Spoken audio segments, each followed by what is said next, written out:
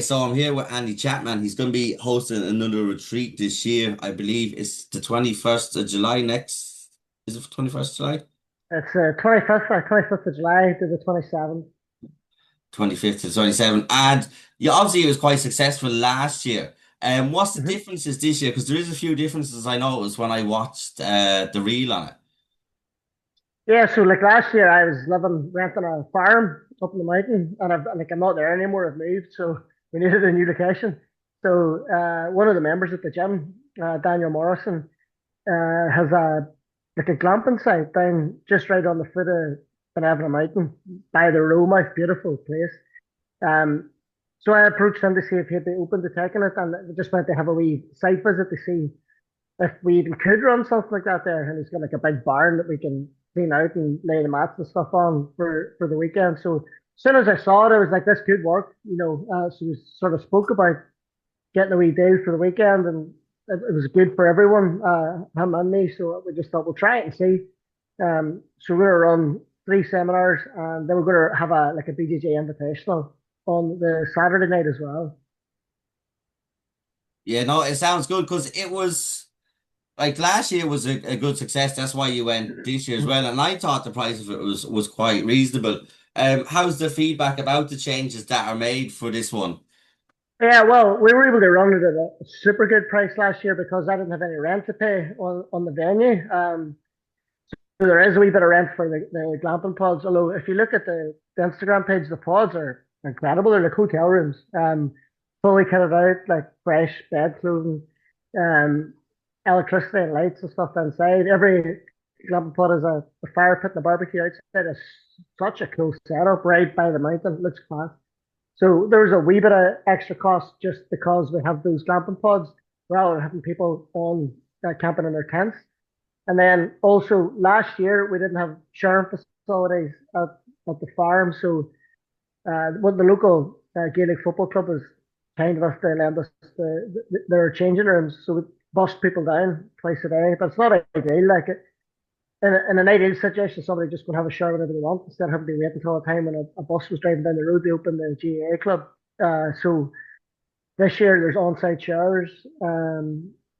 People can cook and stuff where they want. There's going to be street vendors there, and food's going to be brought in for breakfast and lunch. So the cost went up slightly, but not much. Like maybe about 30 or 40 pounds over 2 nights, which is really cheap. Like Yeah, it is. And what were the highlights kind of that you really liked at the last one that kind of made you want to go forward and do this one?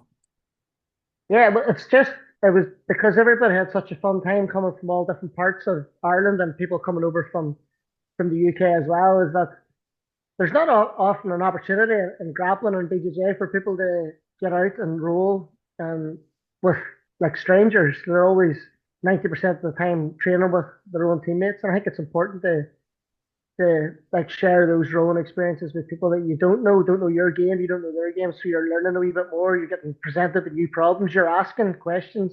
I've like throughout my BJJ, like personally, I would have like had a technique or something that was working really well for me. And then what happens is everybody at the gym starts realizing the technique that you're using, and they start forming good counter state. And what happens quite a lot is that you start forgetting about that technique and not using it anymore because you don't think it works anymore. When it's not that, it's just that you're also training your teammates how to defend what you're attacking.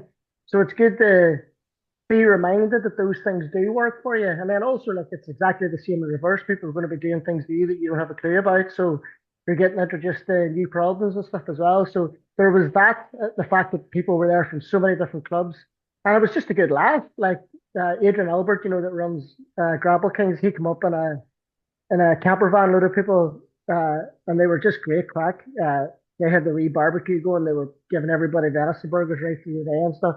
Just a real good community feel to it, that made me want to run it again this year. And I thought it was going to be a one and done because when I moved away from the farm, I thought this is not going to be possible to run again. Um, but then just talking to Daniel Morrison one night in the gym, he's like, "I should come out and see it, and if it works, it works." And as soon as I saw it, I was like, "We can absolutely run this here." Yeah, no, and like that. you were saying about coming together with strangers and rolling together. And the BJJ one is such a good community, but most of the times I would just assume that you meet at invitationals and stuff like that, and you're there to try win your match or try win medals. That you don't kind of spend I would like leisurely time together. You just it's kind of you see them on the scene. Is it nice to see them in a personal setting then as well? Absolutely, it's good to see people away from that stress and the pre-match anxiety and stuff like that. Even if you're not up against them, if they're there in a different capacity, it's just nice to meet people in a laid back environment where they're not under that stress of competing. And then that doesn't it's not even competitors, coaches as well, meeting coaches from different gyms that you bring in to classes because like as I say, I've been doing this 11 years now. And like what I know is like a speck of sand on the beach. Like so I'm teaching things that and we're all constantly trying to learn and stuff as well, but somebody you bring into the club will absolutely teach you something new that you've never heard before, or they'll explain it in a way that just makes more sense in terms of executing it. I think that's a really good positive as well, is that you can like, be exposed to different coaching styles. And that like there's lots of different coaches that come to the retreat, coaches that coach classes, and then coaches who are there just to be part of the retreat as well. Like we must have had about 10 or 12 coaches that just paid to come and do the weekend that weren't coaching. So you're sitting beside those people on the mats as well, and you might be telling them about some problem you have in a certain area, and they're able to give you different ways of approaching answers to it. So as well as it being just a really fun, laid back time, it's also a time where you can like expect to have big jumps in your game because of who you're mixing with as well. Yeah, no, it sounds like that. Jiu-jitsu, because jiu-jitsu is always evolving, and like you were saying, if you go for one move all the time, it was like for a while people were always going for legs, but then people found counters for legs, and like, do you find that stuff like this helps jiu-jitsu evolve because you get to spread so many ideas to so many Yeah, like-minded people? oh, absolutely. It helps every time two people rolls anywhere in the world, the game's evolving. Does that make sense? Like it doesn't Yeah, matter where it happens. So it if you're bringing people together from different clubs, you're absolutely accelerating that process anyway. But like it's such a different game than it was from whenever I started because your access to information now is ridiculously easy compared to what it was when I started. Like you had a struggle to get one or two videos on a certain technique you were looking to practice whenever I started, whereas now you can buy things or the things are free on YouTube and on Reels on Instagram. You're almost bombarded, overloaded with information, which is a good thing, but sometimes as well, there's a lot of muck that gets put through the process, and I would get people messaging me saying, "Does this work?" And some of the stuff that they say is just nonsense, but you have to let people figure that sort of thing out for themselves as well. Yes. yeah, no, I can imagine. But yeah, it's going to be a good weekend again as well. So hopefully all goes well. But also, you've had people fighting MMA and you've got people fighting MMA as well. Talk to us about the club, how it's going, because it was good to see you over the weekend. It's been a while since I've seen you in person. How did you find the show? Ralph was brilliant. Arnold and his team ran a great show. Our clubs had a real resurgence through introducing MMA to the timetable. I had back surgery last August, so I had to take 3 or 4 months away from the gym, and things were a wee bit stale. And I knew that it just needed like a shot in the arm, so we put MMA on the full timetable. We were running classes for Alpha Project that was happening in Oma and Derry before that, but we just said we'll put MMA on the timetable and see how it goes. I have a really good MMA coach in Daniel Thompson, and Leon and I would do a wee bit of grappling with them as well. So they're getting like good access to different styles of coaching. As soon as I put MMA on the card, like the membership just shot up in the adult classes. And what impressed me the most was a good 50-60% of those adults that were going in for MMA were also doing BJJ on the timetable. They were buying gis and they were training in the gi class and no gi classes. And I remember Andy Ryan always saying that to me. It's like if you get MMA going in the club, make sure that the guys and girls that do the MMA classes, make sure they're doing all the classes in the timetable that they're doing. If you have a wrestling class or a gi class, that they're getting exposed to as much as possible. So I try to push that, and it's starting to like shine through. We've had people come to the gym to practice MMA from different styles, like boxing and judo, and now they're getting into a bit of BJJ as well. aside from the MMA, with so like things are looking well, and because of that, we're able to start putting people on cards now at novice and amateur level. Like we had two guys fighting amateur, Leon and Robin Tong. Robin made his amateur debut at Burtis a few months ago. Um, Leon's back for a second fight on Clanwars now on Sunday.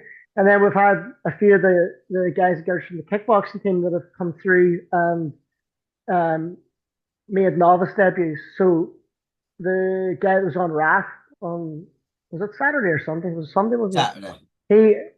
Yeah, well, he did a bit of points kickboxing and made, I think that's actually a second fight. So he lost his fight at the weekend, but um, it was a really good lesson and how to adapt different styles for MMA because he was very intent in keeping the guy at range and try to land kicks and punches on him and the guy was really good at throwing this big overhand to keep looking for the clinch and get his style going straight away. So I think at novice level, these guys and girls are having a good chance to learn about how to need to blend styles. And shows at Graph are brilliant for that because, like, the card must have been, I would imagine the card was half novice fights or maybe even two-thirds novice fights.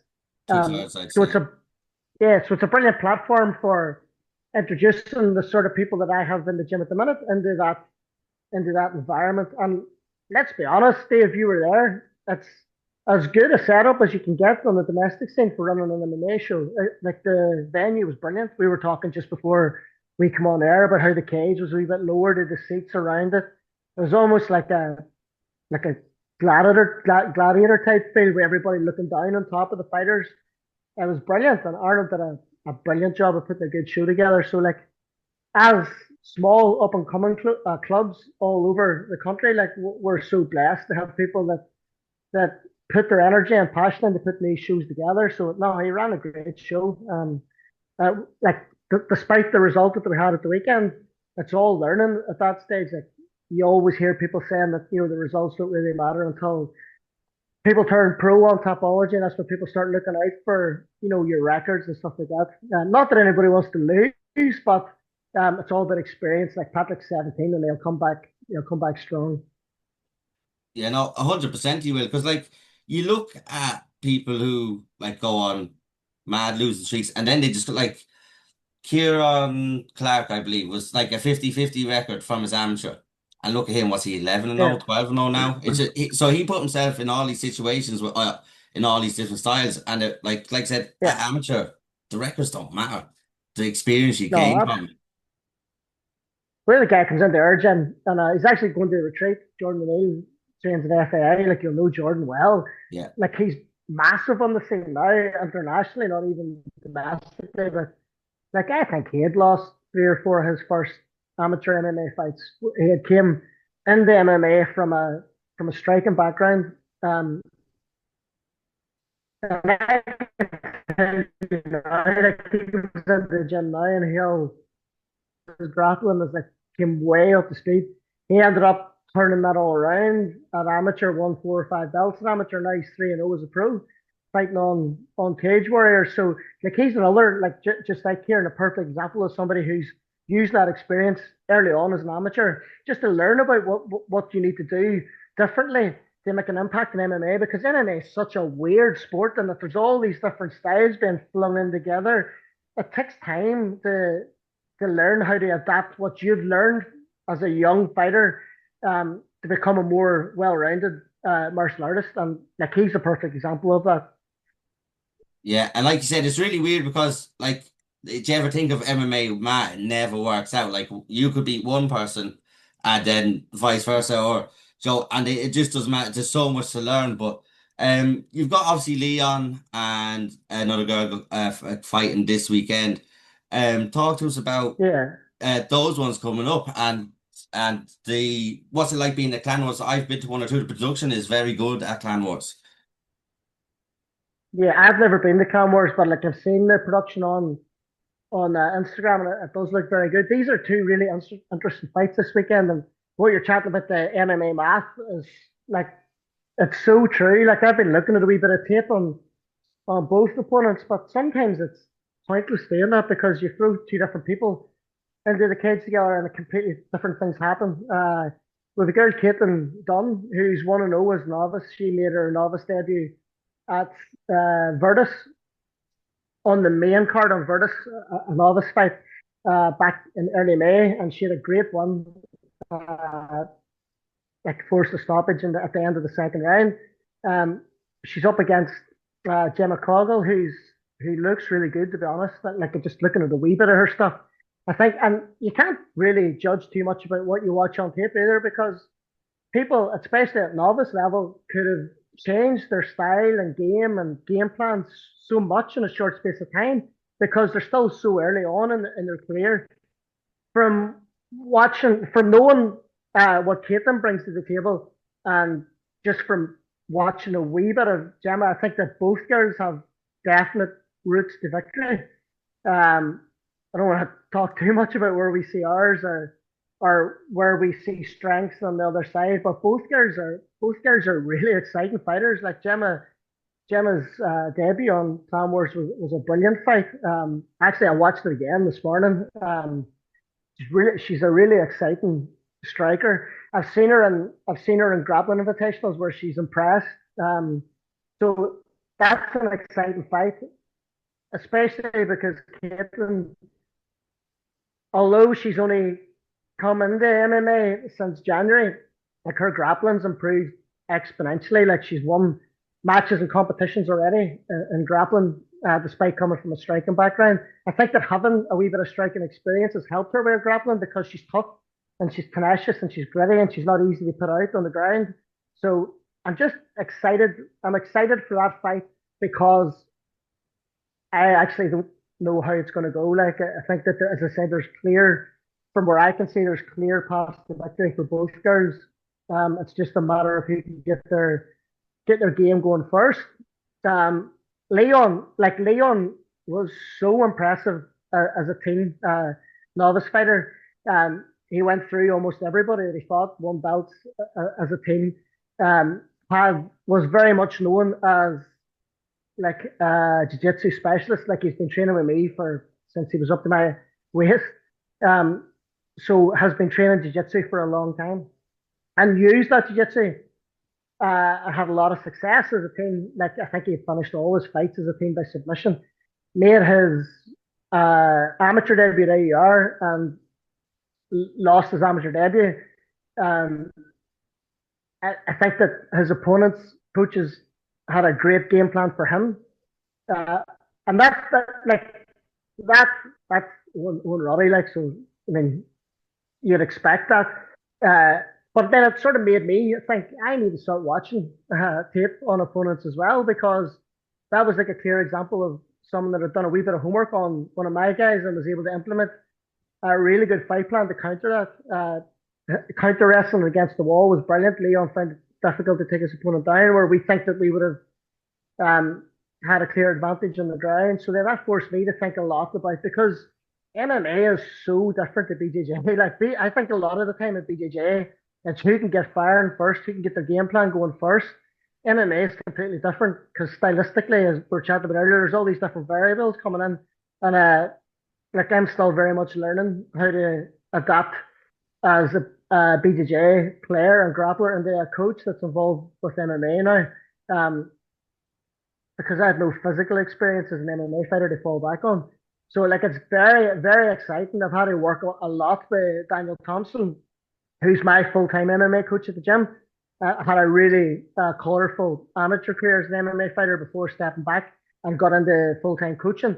So it's been exciting. It's given me like a fresh passion to get stuck into in recent times. But for Leon on Saturday, I think we're in Caitlin and Gemma's cases. It's sort of a fight that can go in all these different directions. I think for Leon's opponent is a striking specialist. Like he's got K1 experience and a bit of boxing experience. I think it's very clear how we see the fight going, where we want to see the fight going. Although in saying that as well, Leon's striking has improved so much in the last year since he's decided to stay on with MMA and go into the amateur ranks. So he'll no doubt want to test that. But I know where I hope the fight goes, and I'm sure that his opponent's coach will hope that he know that he wants the fight to go in a certain direction as well. So that's like for me, and I could be completely wrong. That's like a real old school fight where you've got someone who's a very good grappler up against someone who's a very good striker, um, and probably both fighters have developed really well in the other area. So it'll be interesting to see how that goes as well. I'm looking forward to it. I've actually got 5 or 6 kids at a grappling competition in Belfast that morning at Solid Ground. So I'll be there coaching the kids and then straight over to the venue for Clanwars. It's going to be a really busy day. How is that as a coach, like to be able to juggle all that? Because obviously, that's a lot of your free time on a Sunday. And does it be stressful like that? You have to go coach in a certain area, and then knowing you're having to get, and will there be like an overrun, or like would you be stressed out, or is that just all part of what you signed up to do? It doesn't often happen where you're at 2 events at one day. Like sometimes it does. And look, if you can't be at both events, you'll have someone else at the club who will cover one of those events. So it's never stressful. I mean, this is my job, and it beats having a job that I don't enjoy. I get to go into the gym every morning and practice something that I'm passionate about, and I get to go back at night time and teach something that I'm passionate about. And then sometimes at the weekends I'm busy, but sure, that's better than having a 9 to 5 that I don't enjoy. So like I don't see it as pressure. This the weekend won't stress me out. It excites me because like and that's I'm talking about it excites me from seeing how a 6-year-old kid in the first competition gets on to seeing how an adult gets on in an MMA fight. So like it's right across the board. I've got kids that are doing their first grappling competition on Sunday who are just wee nippers. And seeing how they get on is just as exciting as seeing how Caitlin or Leon gets on because it's all part of the one umbrella and it's something that I'm passionate about from a really young age up. So I'll bring it on. I can't wait for Sunday. I'm really looking forward to it. Yeah, no, and you said something interesting there about a 9 to 5 job. I watched a documentary the other day on Paddy Houlihan. I don't know if you've seen it. 10,000 hours, and that's why he says a 9 to 5 job is like debt to him, would be like debt to him.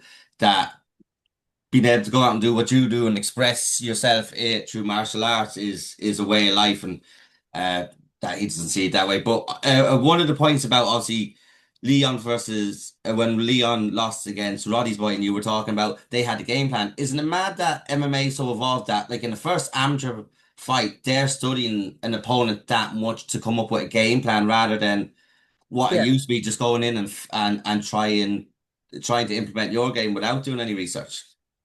yeah.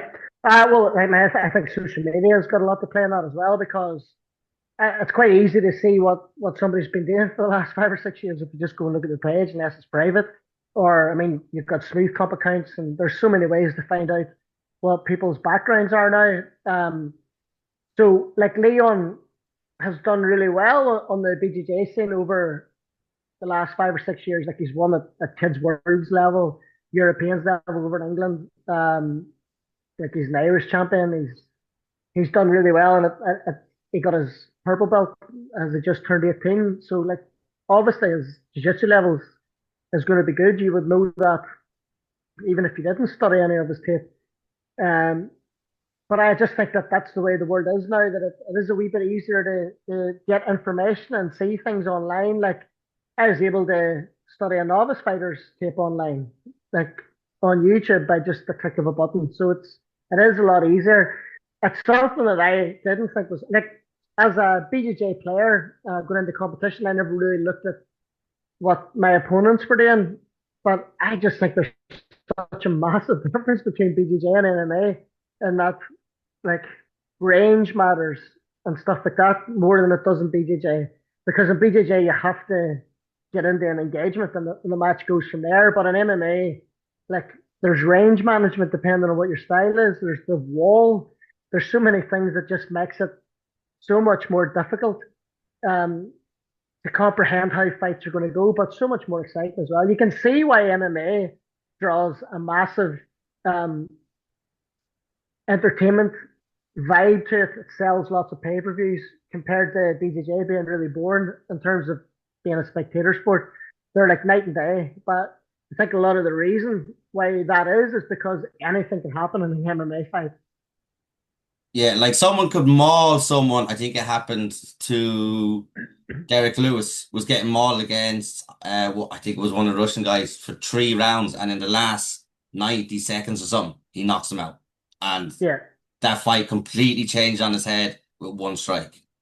absolutely. That can happen in jiu-jitsu as well, to be fair. Like somebody could get mullered and be losing 30 or 40 nil and submit the person at the end. But it's just that you have to think about striking, you have to think about wrestling, you have to think about submission wrestling, you have to think about the cage wall.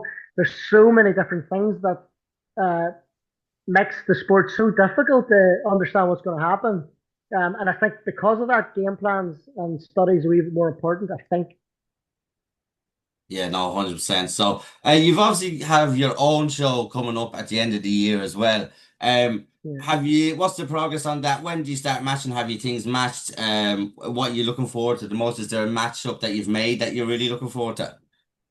Well, my MMA coach, Daniel Thompson, like it's been 10 years since he's fought, but like he left the amateur scene at a really good level, wants to make his pro debut, so we're going to try and get him matched for a pro debut. So we'll look at matching him in the next month or two. Probably people might start messaging me now and say they want to fight. He's a bantamweight if anybody wants it. Um, that sounds as if that's not a call out to anyone as well. By the way, it's just like I would love to get him a match because it's something that he wants to do. We've another couple of pro fights that we're looking at. Like we've always loved having Blaine McGill on the show, and he's close to making a pro debut. Don't know if it'll happen on Chaos, but we'd love it to happen on Chaos. Um, because he always brings an electric crowd. Like I'm sure you've been at Blaine McGill fight nights in Derry, and they're special things. So we would love to make that happen. No opponent or anything offered to his camp yet, but maybe that'll happen. I don't want to shoot the gun, and it maybe won't happen, but it's definitely something that we're chasing. We're running another alpha project between Oma, Derry, and Limavady, so there'll be like a prelims novice card with lots of like debut novice fights on that, maybe, and guys that maybe have one or two fights. So the it's looking like it's going to be a good show because the fights that we're looking at on the main card are it's good local people on the card that'll bring good crowds to the show, and we're moving it back to the Everglades. We used to run shows from the Everglades before the Millennium Forum.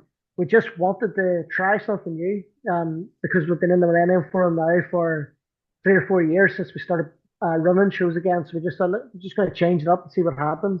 The Everglades was always a brilliant venue because the ceiling's so low, so the noise is good in the venue. Thought we'd go back there and see how it goes. It might work. We might be back in the Millennium Forum for the next one. We'll see. But it's looking, it's gonna be a good show. It's gonna be a busy show. The Virtus card back at the beginning of May have like 40 odd fights on it. I'm not sure. Were you at Virtus? No, I heard there was 43, I think.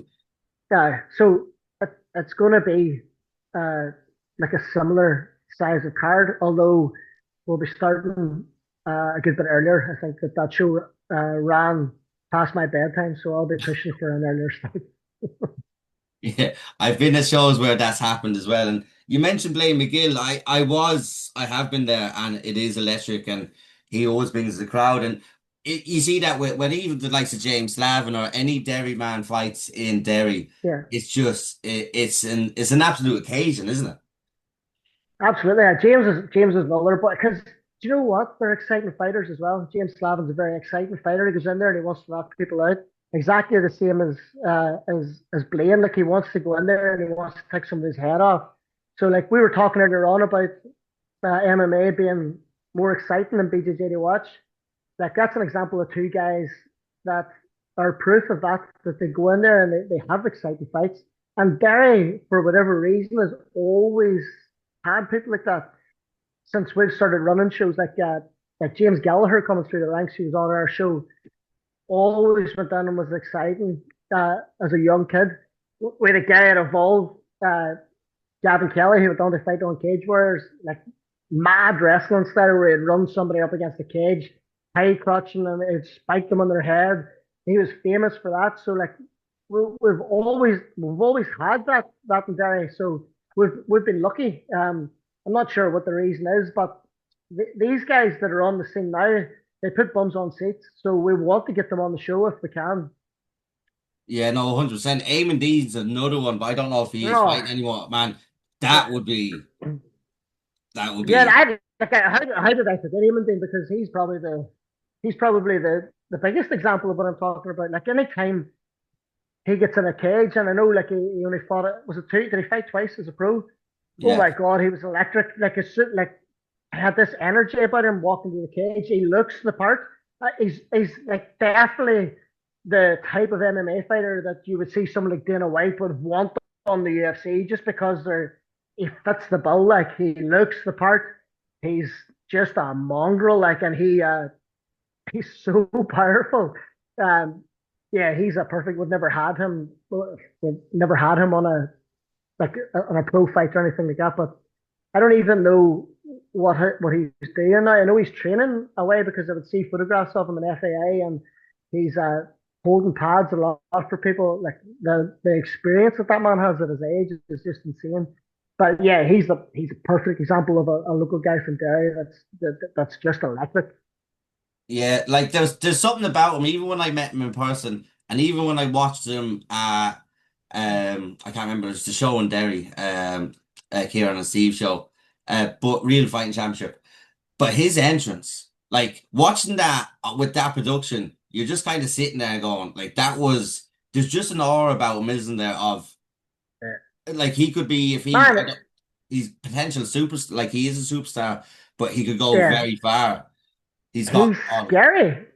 yeah. He's just scary. Like that walkout for real, and he was like shooting. I can remember the production as plain as day. It was a few years ago now, but like you're sitting there going, "Who the fuck would step in a cage with that man?" The face he is on him tonight, uh, and that fight against Troy, man, he was brilliant that night. It was one of the most impressive performances I've seen on a pro debut. Uh, yeah, he's just different. He's so exciting. He's a man that I would not want to fall out with. A dark alley. Yeah, no, I like that. That was his first ever MMA fight, not even just Mhm. thing, and it was uncanny, and but like that, he would be someone gets, but like I said, I don't know if he's fighting. I don't know what the story is because I remember I think I seen him saying something that he wasn't gonna fight again, but yeah, he would be Yeah. electric. But yeah, so it's gonna be busy with the show. Are you gonna have the grappling merge with it again, or is that something that you're not doing again this year? I, we'll see. Like I've spoken to Jason, but obviously I'd put grappling on it because it's it's my area and I love grappling. It's still my number one sport. Um, but it's not just as we were chatting about now a couple of times. It's not as spectator friendly. It doesn't put the same number of bums on seats. So from a business point of view, it's probably not super sensible to run a pile of grappling matches when the grapplers they don't sell tickets the way the MMA fighters do. But who knows? Like it just depends on how the interest for MMA fights go. Like there was a situation on the last show where we almost had a really well-known high-level MMA fighter who wanted a grappling match on the main card, and but for whatever reason it fell through to do with contracts with his MMA promotion. And so, like if something like that was presented to us, absolutely we would look at it. But for two local white belts or blue belts or purples or whatever, just to have a match, um, it's probably taken away from time away from a couple of debut novice fighters that'll bring their family and 30 of their friends to watch them make their MMA debut. Does that make sense? Yeah, no, 100%. I know it does make sense. And like you were saying, because there's so many gyms like yourself, there was a gym that I seen at Valor, I think it was called 14th Street, 13th Street or 14th Street. And you just have, as well as other gyms, loads of novices coming through as well. And like you were saying, the likes of Ra, and then now using that space where the BJJ were to give the novices a chance because the novices need these opportunities to kind of get used to before they go into amateur. Yeah, so we've talked about the retreat, we've talked about grappling, and we've talked about your guys coming up. And you were saying you got like a resurgence in the club when the MMA went up. Do you think that's a national thing? Because there's a lot of clubs coming around now that are fighting at shows that I wouldn't have seen before. One, for example, was the Republic of Jiu-Jitsu from Dublin, who unfortunately had the arson attack on their premises last week. I've never seen them at any shows, and there's these lot of gyms popping up at shows that might be like heavily BJJ or kickboxing. Do you think that's just a national thing or a worldwide thing, even that MMA is just getting more and more popular compared to the other combat sports? Their guy won as well, didn't he? The Republican Jiu-Jitsu guy won that was on Raf at the weekend. Yeah. Suppose that was nice for them after the terrible luck that they've had over the last couple of weeks. But I think there's lots of reasons why it's happening, and that what were BJJ purist clubs are probably moving into mixing the arts with different arts. Like I think it's getting people through the door as well, isn't it? Like if you have a coach that you can trust to come and take classes for you in a different style, it's potentially bringing new members into the gym. One of my best mates, Jason McCabe, that runs Evolve in Derry. Like he would often talk about the different types of people that go in for different arts. Like the MMA would normally attract a very young type of person, um, maybe coming out of school looking for something to do, or even younger than that. Where BJJ, sometimes people maybe a wee bit older that have jobs, professional jobs, and families and stuff that are looking for a hobby or something else to do. So if you can have if you can offer different things within the gym that's reaching out to different cohorts of society, then you've got more chance of getting different types of people in the door. So there's a wee bit of that. Um, but like I think that MMA has always went in cycles anyway in popularity.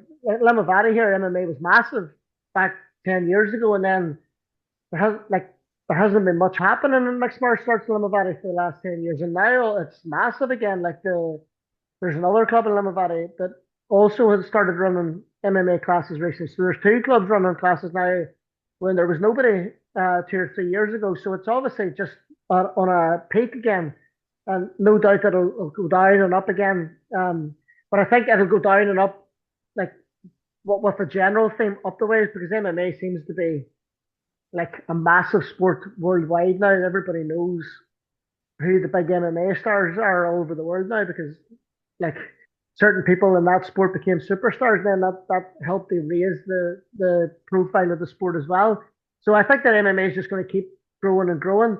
The other thing is that Brazilian Jiu Jitsu is on the same trajectory. Like it's a growing sport, and then the more Brazilian Jiu Jitsu clubs are in Ireland, then the more chance there is for at least a percentage of those clubs to start cross training different styles anyway. So that, I mean, in turn, that's going to grow MMA as well as a sport. So it's probably going to be more common that you're going to see gyms' names at local shows in the future that you maybe haven't heard of, and then they're going to become local household name gyms in time. That's how it happens, I suppose. Yeah, it's mad. And that's what I was talking to Michael Cronley yesterday. And Andrew Spindar originally came from Galway. And so a lot of people would have looked at Andrew Spindar and where he is now. He's on the Ultimate Fighter. All it takes is someone to see the likes of Leon to go and go on this little streak. And then do you find when you have someone like that, someone that just has star quality, that helps within the area of other people thinking, well, I Oh, went to school with Leon. I could be like him too, and I could potentially be uh, a superstar MMA fighter. absolutely. There's no doubt about that. And especially with this generation now, like I'm just like people see me as just an old man now from the town, and like I've had people come up to me in the shop and say, "Oh, you're Leon's coach." Like so they know Leon, and they maybe seen the old baldy boy in a photograph with him, but they know who Leon is, and they're like, "I seen you in a photograph with Leon." That's happened so many times when I'm getting my coffee. It's like, "Oh, you're I seen you in Leon's photograph." So like that's definitely um helping to get more people into the gym. Is that if you have people that are quite well known amongst their peers in the sport, then there's more chance of them bringing mates and stuff into the gym. I've noticed that anyway recently with even younger people in BJJ. I've noticed that. Oh, hello, Isabella. Say hello. Hello. A wee visitor in. I'll be out now in 2 minutes. All right. Oh, so there is that. There's like that younger generation, and they all know all their peers, and they're talking to their peers, and they get 3,000 likes on a social media post, and the next thing you've got extra 10 people through the door. Like we have a wee 15-year-old jiu-jitsu boy, Riley, and like within the space of the last month, with 6 or 7 his classmates have started doing it just because he does it. You know, That's mental. And I think oh, it's mad. social media has a part to play in that as well with the younger ones because an example for me was I went and interviewed Will Fleury and Brian Moore, two like well-known. Brian just retired, real kind of Brian, especially a trailblazer there in the early days. When I done interviews with him in depth, it was the likes of the guys who were amateur just going pro that were getting more views. Do you think it's just because as you get old, because this wasn't a thing in their era that One. that's where the younger kids is all about that. Whereas Brian wouldn't have a more story. I don't want to say interesting than someone just going pro, but he's a lot more things to talk about. But it's just social media because it's more aimed at a young crowd, I think. 100%. That is so true. Like, there's some like superstar OG MMA fighters in Ireland who should have massive followings, but they got really, really big probably before um, the influencer phase took off. Like people like Norman Parker, I don't even know. Maybe Norman Parker is massive on social media. I'm not sure. He might be, but like he's a local MMA legend. He's what 40 or between 40 and 50 pro MMA fights, fought all over the world in the best shows. I guarantee you that there's like up and coming people who probably have more traction on social media. It's just because of generational thing. It's like that. This is the new generation's way of communicating, and uh, you can fight that, or you can like if you're a business person, you can jump on board the train and try and use it to get more people in your door. Yeah, and no, funny you mentioned him. When I was commentating on Valor, we were talking about Ronnie's gym and who came through, and I said for me, and I think it's like it could be because it's a different generation, and I would have watched Norman kind of when I started coming into this, but Norman Park, I don't think gets the flowers he deserves either, and I don't know if that is just me looking at that, or is it because the people that you predominantly use social media wouldn't have been around to see him? Because I think he's a winning record in the UFC. Like I said, he's fought all over the world. When you look at his career, it's unbelievable, and I don't think he gets a mention as much as he should. I don't really understand it with Norman because his record's good too. His pro record's good. He's fought on the best promotions in the world. Like and he's an absolute savage. Like his style's brilliant. For me as a grappler, I think it's brilliant to watch. His style is so suffocating. Um, and he should be a superstar in Ireland, but he's definitely undervalued by the MMA community. I think he's the name that came to mind straight away whenever we were talking about like social media presence and stuff like that. He should be a superstar. Like some of the stuff he's done in the sport's just unreal. But he's just of that generation, isn't he? Where he's probably just missed the boat in terms of the social media influencer phase that you almost need to be on board with now to build your following. He was just before that time, that generation. So yeah, it's exactly right. Like as I was saying about Leon, and there's other people as well. People like people have introduced themselves to me through Leon's Instagram page. So they have like it's happened a lot. Yeah, it's mad how that goes. Like it is because I like that. I would do Instagram live with someone who hasn't made an amateur, a novice, and there'd be 300 people on it.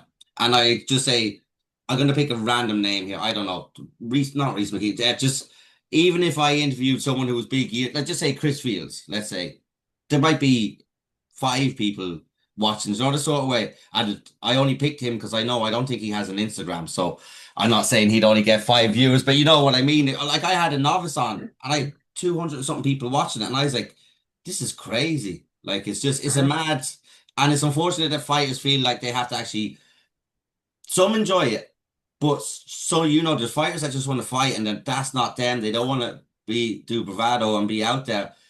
But if you don't do it, it might cause you. Do you see? Look at you, Joe. Will I bring him on Contenders or him? Well, this person has 100,000 followers and he is 15, and they don't do much, and that could be a deciding difference sometimes. Unfortunately, I think. No, I think this happens in every different sport and in every different aspect of life where generational things change. And like in every sport, you'll hear people say it wouldn't have been like that back in my day, or so it's gone soft, such and such. All this.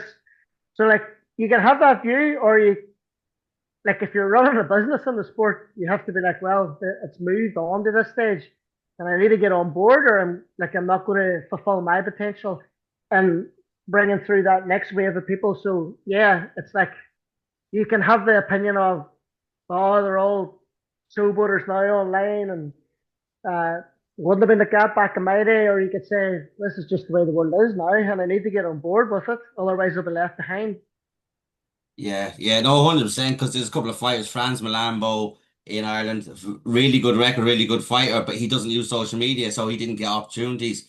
Georgie Grozev, I think, Joe from Paddy's gym. Not that he doesn't get the opportunities, but I don't think he gets mentioned as much because he's not on your feed every day, where some people are, and like that's sometimes the cream will always rise to the top regardless, but it might take a longer time to get there if that Well, well, present. if you look at it this way, Dave, you can't blame promotions for wanting to give somebody a chance who has a following of thousands compared to somebody who's better but only has a following of a couple hundred people, because the promotion's also a business and it's not fair, but you can understand it.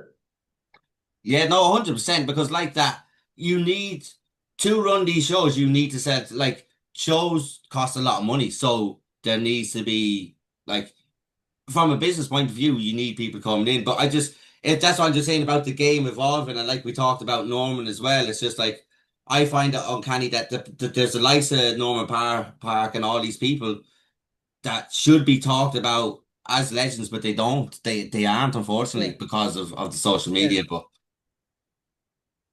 That's the way the world's gone, isn't it? But Norman is a good example. Like he's and like for people that don't know who Norman Park is, uh, and they're maybe coming into MMA now in the last few years, like look up his topology and look at his record and what shows he's been on. And there are people like that all over who have went to the top, high level, and just because they don't have 50 million followers online doesn't mean that what they've done is any less impressive. yeah, no, 100%. I just think it's a mad time. Like when I talked to Brian Moore, he talks about social media for them was, do you remember boards.ie? And you'd go and there'd be fights in the so I've never seen this myself though, but I heard it was like a thread of Conor McGregor when he was younger or someone else having to go at each other at boards on boards.ie. Like it just shows Yeah, how much has changed. But that's right. uh, I can remember yeah, no, because someone told me about it and they sent me a link and said, like, look at this. This is how these. So you'd have to log on, go into boards, post that comment, and then you probably, it's not like now, Joe, Facebook, you get notification. You'd have to go back, log back in to see if they've replied to you. It's just how far it's come. But like in terms of social media as well, I've sent you a couple of reels and you sent them back to me about Sensei Chelle, I believe it that. is, and the stuff she's put up. I was first introduced to it by watching Ali McLean's, who was I like a lot of his stuff. But the first thing I thought was it was a joke, to be honest. But the more I see now that she does this as living and she sells this to people, I don't fight and I don't train, but I can see through it that it's is it a con or is she delusional or like because some of the techniques she's talking about will not work and she's going to give us people false hope and false sense of Yeah. security. As a grappler and as someone who's competed and is in combat, like what do you make of what it is? She's an anomaly from what we were talking about before, because We're talking about these younger people that have this massive social media presence, and then older people that have done a lot don't have a social media presence. She's like of my vintage, or even maybe a bit older, and she's a huge social media following. She must have like 80 or 90,000 followers on Instagram, and like she's been on national TV morning shows showing techniques in her wee pink gi, and um, it's a weird one, man. Like I hate like putting other people down that do combat sports and martial arts as phonies, but she's selling something that I think is dangerous because people will people will look at her stuff and think, oh, that's okay if some 90 kg man grabs me in this way or grabs my boob or whatever nonsense she teaches, that I just have to do this and that's going to be me safe. And it's, my goodness, that is so far from the truth. Like, I've been doing this sport for well over a decade, like training twice a day, live every day, and I wouldn't feel confident in a situation with a 90 kg man, let alone like a woman in her 50s who's far smaller than me. But it's like I have looked at her page and stuff, and it comes from a place where it's somebody showing a technique against somebody who's not resisting after they've made an initial movement and showing you self-defense technique. And I can tell you now that you could learn a technique where somebody puts their hand on your shoulder and you start to initiate a response, but you could drill that response, the hand being put on your shoulder 15,000 times, okay? And you could do your wee chain that will put that person on their back or whatever. You see, like out of those 50,000 times that you've drilled that technique against a non resistant opponent, see, as soon as that person does something else after you've made a movement, all those 50,000 reps just goes out the window and you're back to stage one again. And this is the problem that I have with self defense techniques against unresistant opponents, is that it's just so unrealistic that it's scary. And you don't understand it until you do a sport where you're training in a live combat situation often. It's the same as learning a technique in jiu-jitsu. Like a technique, like you'll learn a technique and the technique won't work the first time you try to do it, and the rules after the technique because somebody is trying to stop you from doing the thing that you've just learned. So everything goes out the window. It's like it forms part of the argument why like coaches are talking about more conceptual and ecological approaches to coaching movement and grappling arts and MMA and stuff like that, because it's not realistic just to expect that you do this, then you do this, and this, because the other person's not just going to stand there like a statue. Um, so I think it's dangerous. I don't think that it's generally a positive thing for techniques to be put on national TV that says, look, if this person does this to you, this is what you do, and that's going to sort it out. That's just not the case. Um, but at the same time, if it encourages one person to look at combat sport and maybe look for their local combat sport club and go in and start doing classes, then I suppose that's a good thing. Like my advice would be is to do a martial arts or a combat sport that has lots of live training, like whether it's MMA, BJJ, judo, wrestling, sambo, boxing, kickboxing, Thai boxing, Muay Thai, some sport that involves a lot of training against somebody who's resisting what you're trying to do to them. Um, if it lets somebody take that step, then that's a brilliant thing. But if it tells somebody that I turn my head towards my armpit and go down towards the ground, and that's going to put this 90 kg man on the ground, and that's delusional and it's dangerous. And people, I think, should be talking out against it and like filling the comment sections of posts that go to national audiences to encourage people to get into different martial arts and different combat sports that might make a difference. Like I've been training combat sports for years and years now, and like even I wouldn't be 100% confident in the situation. Definitely be more confident than if I hadn't done anything at all over the last 10 or 11 years. But training resisted combat sport makes you realize how vulnerable you actually are. So I think that people need to be aware of that. They need to be aware of when they're in danger, when to get out of danger and get away. Is like that's the sort of thing we should be teaching people, especially smaller and weaker people, and like women commonly come into that cohort. So telling a 50 kg woman that you sniff your armpit and drop to the ground, no. It's madness. And at the start that you said you didn't want to give her a dig, so to speak, or something of that effect. But you also at the end there, I was about to say it needs to be called out though as well, because if she's delusional or if it's been sold as a con, it's gone. Someone's gonna get hurt. It's like you said, resistance.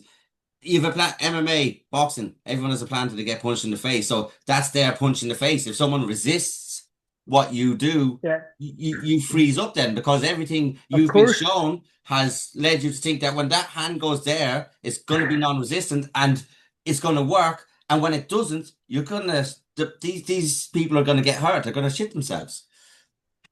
100%. Like, see that thing you just said there now, like the first Brazilian Jiu Jitsu class you go to, you're going to very brutally understand that that's just the case.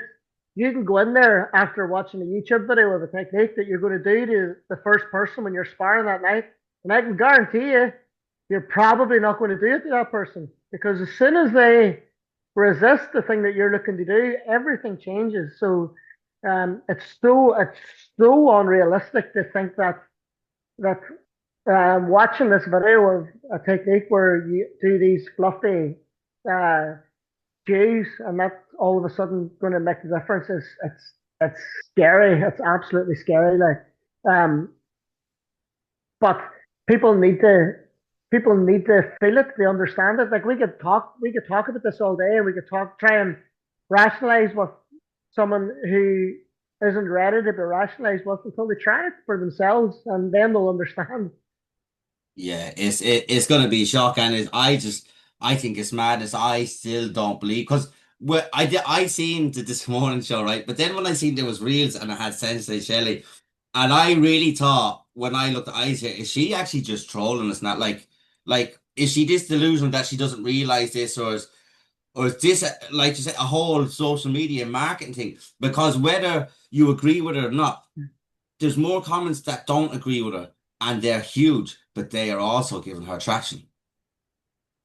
Yeah, that's the problem, isn't it? But I mean, I actually don't mind that. I think that it's okay that if somebody watches a video and they read the comments that people are calling it out. But what I would say, and it was actually the company that I run my insurance through the gym for, Martial Arts Great Britain. There's a woman, Dawn Bullock, that runs that company, and she'd put a post up on her Facebook page talking about this. And she was saying, and she made a really good point. It's like, instead of just saying it's bullshit, tell the people that's reading the comment what she should have done, what she should have been looking for, and what she should train to make her more confident in dealing with a situation like that might come to her or might potentially get close to coming to her. And I think that was a really good point. And I think that's where I took stock because I was doing the same thing. Dave, I was jumping on and saying, this is bullshit, this is nonsense, but that's not helping either. It's like try and like talk to people about why you're saying that, about what they should actually do and what they should actually train if they're interested in learning self-defense. Um, and see when we're on that, and like I'm a BJJ purist, my art's not a golden bullet by any means at all. So many flaws when it comes to self-defense. You need to train. You need to train different ranges. You need to like even if you train all ranges, you're not training weapons defense. So like no one's an expert in self-defense because every situation is completely different. But what you can do is that you can make yourself understand how vulnerable you are and give yourself the best chance of dealing with a situation if it ever does come to your door. And that's by, in my view, joining a combat sport club that offers a sport that has a lot of resisted training. Yeah, no, 100%. And you were saying there that like you watched a YouTube video on that, and I watched MMA, and I said, oh, I'll go do an MMA class. And I'm going to tell you, when there was 17, 18, and 19-year-old lads punching me and kicking me, and especially when I was getting hit, because I thought, oh, hitting face. I'm 30, I would have done one as maybe 36, but even at 36, when I was getting hit in the face by these animals, I was like, you know what? Mhm. Fuck, like Joe, people would imagine I'd go, not that it doesn't look that bad, but because I've been around it, oh, I'll give that a go. And then when you actually give it a go and you feel these things, it's not what you, and then you get the reality check and go, Dave, like you're 36 years of age, this person, so you need to be in a position, like I said, to go training and to get that training. So if a situation like that did arise, that you can defend yourself adequately. instead of looking. Absolutely.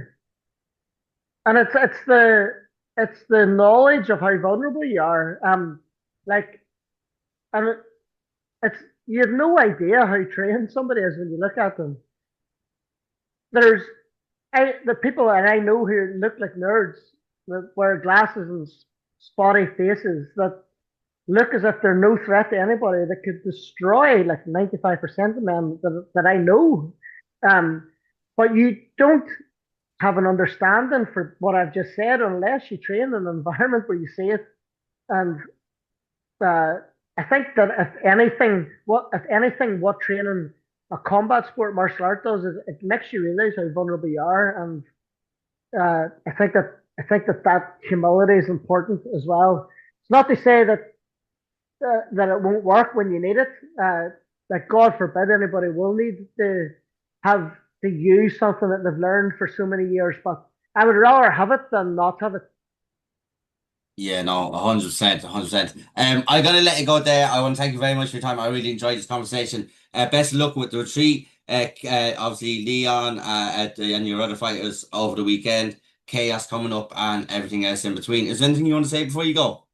No, just thanks very much for having me on, and always love coming on, having a wee chat, and we'll get Jason and I back on before chaos once we get a few matches lined up. Yeah, no, 100%. As we get closer, because there's just so many shows at the moment, though, as well. But there's a gap now, and then they're all going to pile up, but they're a little bit more evenly spread out now than they have been. There's one or two that have landed the same day, but last year I remember was just a bit. It was mental. It was week Saturday, Sunday, weekend on weekend, and it's a little bit more spread out. So thank you for your time, and I will talk to you soon. Chat to you soon.